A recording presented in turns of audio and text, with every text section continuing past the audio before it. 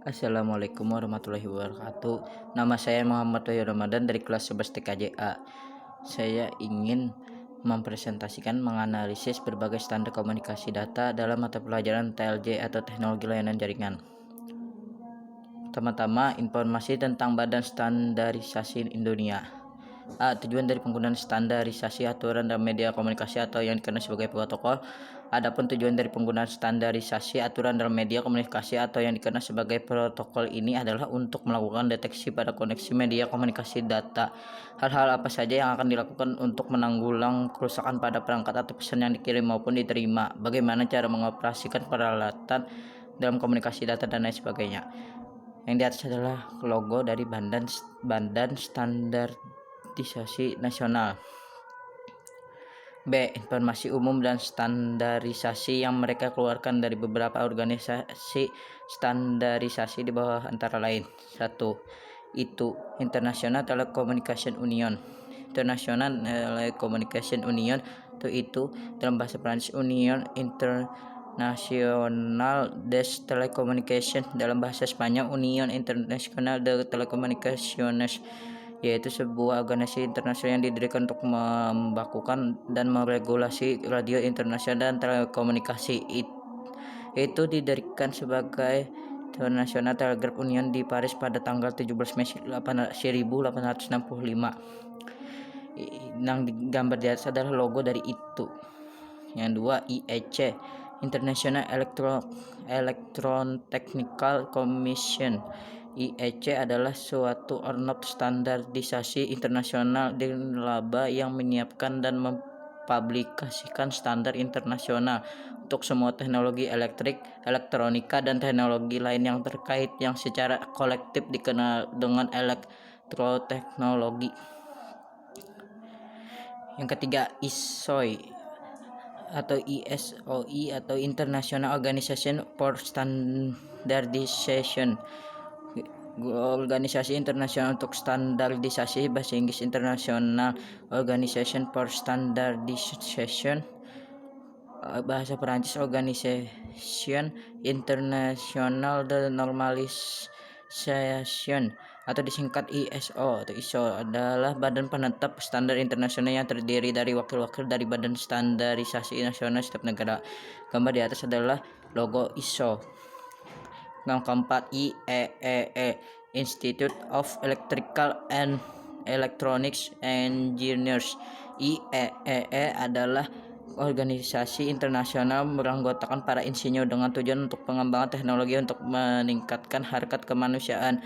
Sebelumnya IEEE memiliki kepanjangan yang dalam Indonesia berarti Institut Insinyur Listrik dan Elektronik atau Institute of Electrical and Electronics Engineers. Namun kini kepanjangan itu tak lagi digunakan selain untuk keperluan ilegal, sehingga organisasi ini memiliki nama resmi IEEE saja. Yang kelima, ANSI, American National Standards Institute, sebuah lembaga nirlaba swasta yang mengawasi pengembangan standar konsensus sukarela untuk produk, jasa, proses, sistem, dan personal di Amerika Serikat. Lembaga tersebut mengawasi pembuatan, diberlakunya, dan penggunaan ribuan norma dan pedoman yang secara langsung berdampak bisnis di hampir setiap sektor. Lembaga tersebut juga mengkoordinasi standar Amerika Serikat dengan standar internasional sehingga produk-produk Amerika Serikat dapat digunakan di seluruh dunia. Gambar di atas adalah logo dari ANSI, American National Standards Institute. 6. ATS, Arcanet Trade Association. Arcanet Recommendation Standard High Speed Local Area Network, LAN yang disesuaikan untuk aplikasi kontrol real time antara industri dengan komersial marketplace. Arcanet juga sukses dipakai dalam mentransmisikan dan menerima paket data antara dua network node. Node memakai Arcanet controller chip dan kabel transceiver dan dihubungkan dalam network. 7. CIE atau International Commission on Illumination, Komisi Internasional tentang Penerangan, biasanya disingkat CIE untuk nama Perancisnya Commission Internationale des Éclairages, adalah Otoritas Internasional tentang Ruang Cahaya, Penerangan, Warna dan Warna, didirikan pada tahun 1913 sebagai penerus Commission International de Photometer yang didirikan pada tahun 1900 dan saat ini berbasis di WINA Austria. Presiden dari 2019 adalah Dr. Peter Blättner dari Swiss. Gambar di atas ada logo dari CIE. Ke-8, DISA, Data Interchange Standards Association. Data Interchange Standard Association atau DISA adalah organisasi yang mendukung berbagai organisasi lain berbagian besar bertanggung jawab untuk pengembangan standar pertukaran bisnis elektronik lintas industri. Pada atas adalah logo DISA.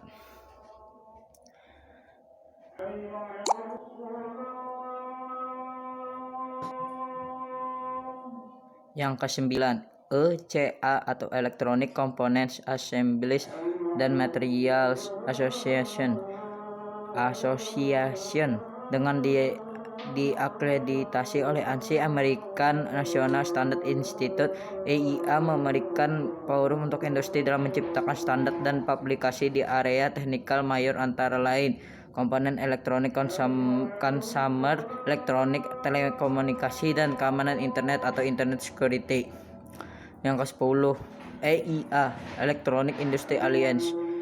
Electronics Industry Alliance atau EIA sampai 1997. Electronic Industry Association adalah standar Amerika dan organisasi perdagangan terdiri sebagai aliansi asosiasi perdagangan untuk produsen elektronik di Amerika Serikat. Mereka mengembangkan standar untuk memastikan peralatan dari produsen yang berbeda kompatibel dan dapat dipertukarkan.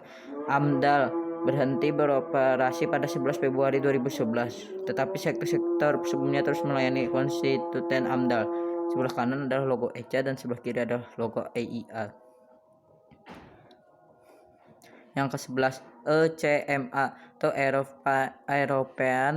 European Computer Manufacturers Association adalah organisasi standar nirlaba untuk sistem informasi dan komunikasi.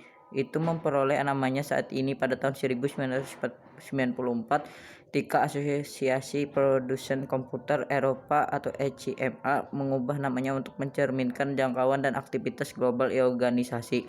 Akibatnya nama tersebut tidak lagi dianggap sebagai akronim dan tidak lagi menggunakan huruf kapital penuh. 12. ETSI atau European Telecommunication Standard Institute atau ETSI atau European Telecommunication Standard Institute, organisasi standarisasi independen nirlaba di bidang informasi dan komunikasi. ETSI mendukung pengembangan dan pengujian standar teknik global untuk sistem aplikasi dan layanan yang mendukung TIC. Sebelah kiri ada logo ECMA dan sebelah kanan adalah logo ETSI. 13. FCC atau Federal Communication Commission. Federal Communication Commission atau FCC, lembaga independen dari pemerintah Amerika Serikat, dibuat oleh Undang-Undang Kongresional 47 USC 151 dan 47 USC 154 dan dengan mayoritas komisaris yang diunjuk oleh presiden saat ini. Pekerjaan FCC mengarah ke 6 goal di bidang broadband, kompetisi, frekuensi radio, media, keselamatan publik, dan keamanan dalam negeri. Komisi ini juga dalam proses untuk modernisasi itu sendiri. 14. IETF, Internet Engineering Task Force.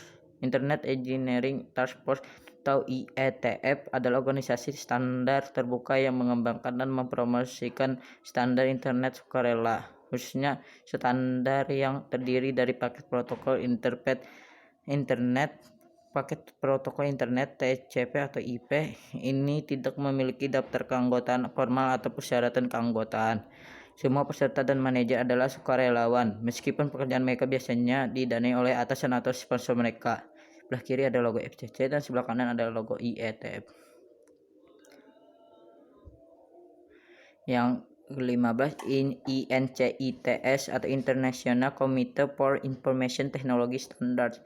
Komite Internasional untuk Standar Teknologi Informasi (ANCITS) diucapkan wawasan adalah organisasi pengembangan standar terakreditasi ANSI yang terdiri dari pengembang teknologi informasi itu. Sebelumnya dikenal dengan X3 dan NCITS. IT atau Information Technology Industry Council. Dewan Instruksi Teknologi Informasi atau ITI adalah asosiasi perdagangan yang berbasis di Washington DC yang mewakili perusahaan dari industri teknologi informasi dan komunikasi atau TIC. Sebagai organisasi advokasi, ITI bekerja untuk mempengaruhi isu-isu kebijakan yang bertujuan untuk mendorong inovasi dan mempromosikan daya saing global. Yang sebelah kiri ada logo INCITS dan sebelah kanan ITI. Ke-17 TIA atau Telecommunication Industry Association, suatu organisasi terpisah yang dilakui oleh ANSI dan bekerja sama dengan Asosiasi Industri Elektronika atau AIA. 18 CEN atau Channeled European Committee for Electrotechnical Standardization, European Committee for Standardization, Badan Standarisasi Teknologi Informasi.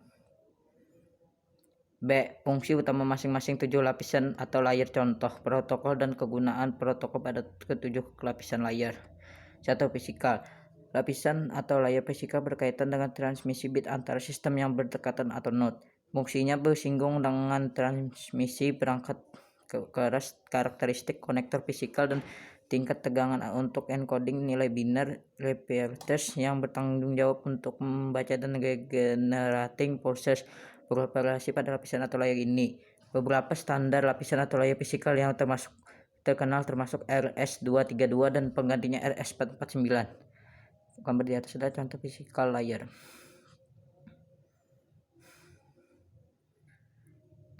Yang kedua, data link layer. Data link layer. Lapisan atau layer data link transmisi data atau bingkai yang terpercaya di antara mode yang berdekatan, dibangun di atas layanan transmisi dan tidak dapat dipercayakan yang disediakan oleh lapisan atau layer fisikal. Untuk mencapai hal ini, lapisan atau layer data link melakukan deteksi dan kontrol kesalahan, biasanya complements dan CC is reducency check atau CRC. Jika kedua sistem yang berkomunikasi tidak terhubung langsung, maka komunikasi mereka melalui beberapa data link masing-masing beroperasi secara independen. Dalam hal ini adalah tanggung jawab lapisan atau layer yang lebih ingin untuk memberikan transmisi end-to-end yang terpercaya. Fungsi sebagai pengkoreksi kesalahan menentukan bagaimana setiap bit dari data dikumpulkan ke dalam frame penyelamatan perangkat keras, menentukan bagaimana sebuah perangkat keras dapat beroperasi tercepat dan lebar pada lapisan data link layer ini, yaitu Logical Link Control atau LLC, Media Access Control atau MAC. Yang sebelah kiri adalah contoh dari data link. 3. Network. Network berarti jaringan. Dalam hal ini, network layer bertugas untuk memberikan jalur sebagai fasilitas bagi proses pertukaran informasi antara dua jaringan berbeda. Network layer tidak diperlukan pada komunikasi perangkat di jaringan yang sama. Network layer mencari jalur komunikasi terbaik antar jaringan atau routing. Sebelah kanan di atas adalah contoh network. 4. Transport layer berperan sebagai penanggung jawab kiriman pesan antara dua perangkat, mengambil data dari layer sebelumnya dan meneruskannya ke lapisan berikutnya, sekaligus memastikan bahwa data tersampaikan dengan baik. Lapisan ini juga bertanggung jawab mengendalikan alur berkomunikasi antara dua perangkat yang kecepatan internet berbeda agar dapat saling mengoptimalkan. Sebelah kiri adalah data dari transport. 5. Session. Layer OSI ini mempunyai tugas untuk menentukan bagaimana dua terminal menjaga, memelihara, dan mengatur koneksi. Lain itu, layer ini berfungsi untuk membentuk, memanage, dan memutuskan session komunikasi antar entitas. Presentation layer. Gambar di atas adalah contoh dari session. Ke-6. Presentation layer bertanggung jawab untuk mempersiapkan data agar bisa digunakan dengan program tertentu, atau dengan kata lain mempresentasikan data agar program tersebut dapat menyerap, mengakses, dan menggunakannya. Presentation layer berperan sebagai penerjemah bahasa komunikasi yang berbeda antara dua perangkat komputer, melakukan enkripsi data dari perangkat sumber lalu mendekripsi pada perangkat penerima. Contoh presentation ada yang di atas. Yang ketujuh, application. Tahapan ini berhubung langsung dengan pengguna. Application layer merupakan prosedur penyambungan komunikasi dari perangkat. Artinya application layer adalah penghubung antara perangkat dari sistem komunikasi. Contohnya saat mengirim sebuah program email seperti Gmail akan mulai komunikasi dengan jaringan sebelum pesan bisa dikirim. Disinilah application layer berlangsung, melibatkan protokol HTTP, SMTP, FTP, dan Telnet. Tentang application ada yang di atas. Nah, cukup sekian presentasi dari saya. Mohon kalau ada salah mohon ilaf. Wassalamualaikum warahmatullahi wabarakatuh.